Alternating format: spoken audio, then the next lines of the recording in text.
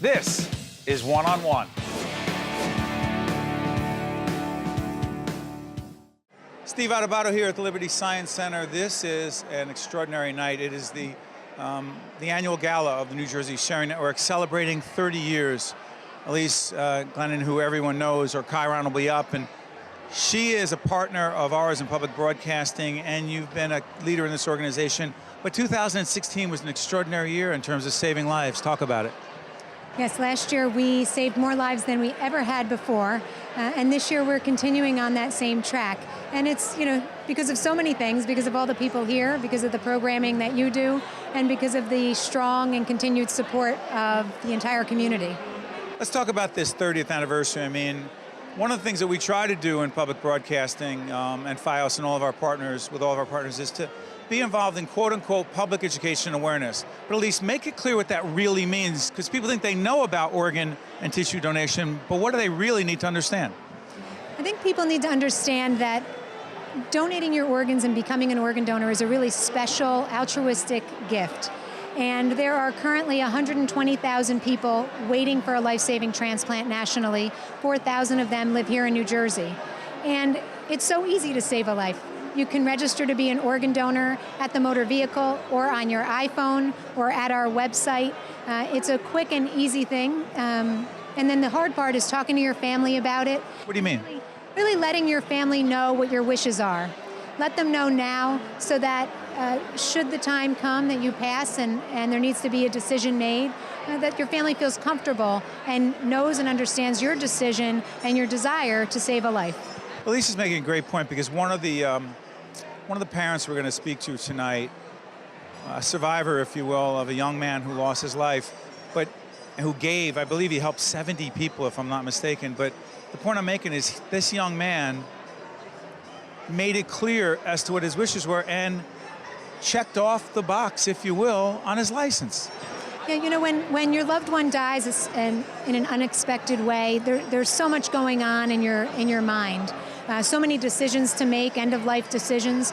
And when you know this decision about your loved one, especially if it's your child, your son, your daughter, and you know that this is what they would want to do, they would want to save someone else's life in their passing, it takes one little burden off at that time.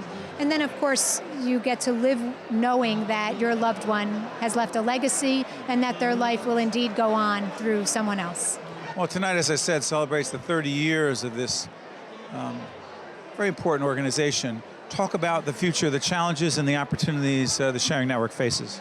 When you think about other organizations, they've been around for 50, 100 years. We're still so young.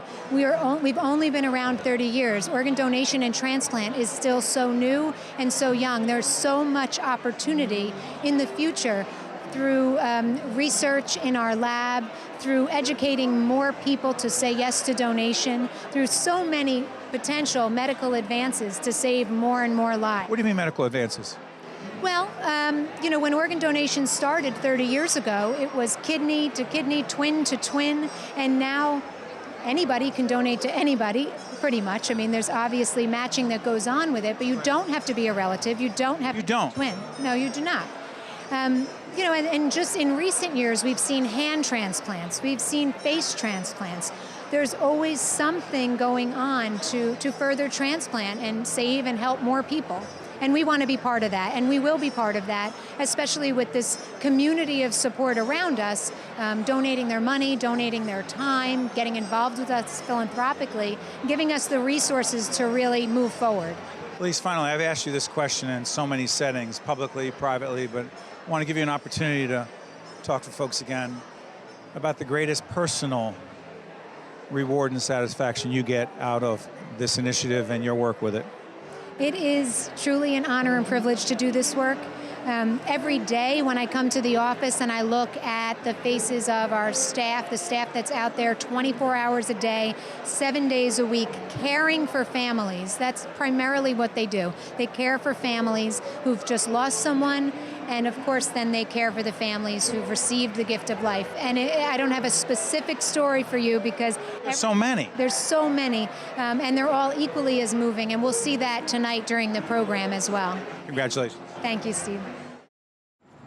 One-on-One with Steve Adubato has been a production of the Caucus Educational Corporation, celebrating over 25 years of broadcast excellence. This special edition of One-on-One with Steve Adubato is brought to you from the Tisch WNET studios at Lincoln Center.